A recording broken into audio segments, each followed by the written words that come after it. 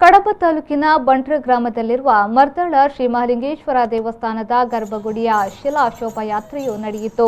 ಶ್ರೀ ವಿದ್ಯಾಪ್ರಸನ್ನ ತೀರ್ಥ ಸ್ವಾಮೀಜಿ ಮತ್ತು ಪದ್ಮವಿಭೂಷಣ ರಾಜಶ್ರೀ ಡಾಕ್ಟರ್ ವೀರೇಂದ್ರ ಹೆಗಡೆಯವರ ಶುಭ ಆಶೀರ್ವಾದ ಹಾಗೂ ವಾಸ್ತುಶಿಲ್ಪಿ ಪ್ರಸಾದ್ ಮುನಿಯಂಗಳ ಅವರ ಮಾರ್ಗದರ್ಶನದೊಂದಿಗೆ ದೇಗುಲವು ಜೀರ್ಣೋದ್ಧಾರಗೊಳ್ಳಲಿದ್ದು, ಇದರ ಪ್ರಾರಂಭೋತ್ಸವದ ಪ್ರಯುಕ್ತ ಕಡಬ ಶ್ರೀ ದುರ್ಗಾಂಬಿಕಾ ಅಮ್ಮನವರ ಸನ್ನಿಧಿಯಿಂದ ವೈದಿಕ ಆರಾಧನೆಯೊಂದಿಗೆ ಶ್ರೀ ಕ್ಷೇತ್ರ ಮರ್ದಾಳಕ್ಕೆ ಶೋಭಾಯಾತ್ರೆ ಸಾಗಿತು.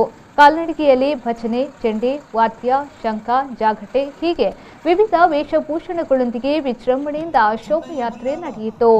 ಕುಟ್ಟಿಬಳ್ಳಾಳರು ಮರ್ದಾಳವನ್ನು ಆಳ್ವಿಕೆಯನ್ನು ನಡೆಸಿದ್ದಾರೆ ಎಂಬ ಉಲ್ಲೇಖವು ಈ ಮೂಲಕ ತಿಳಿದುಬಂದು, ಇವರ ಆಳ್ವಿಕೆಯಲ್ಲಿ ಬಂಟ್ರ ಕೊನೆಯ ನೇತೃತ್ವದಲ್ಲಿ ಶ್ರೀ ದೇವಾಲಯದ ಬ್ರಹ್ಮಕಲಶೋತ್ಸವವು ಆಗಿರುತ್ತದೆ.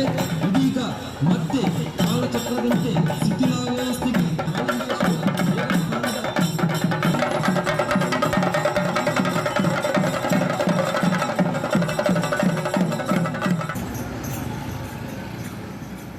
ದಿವಾಕರ್, ವಿ4 ನ್ಯೂಸ್, ಕಡಬ.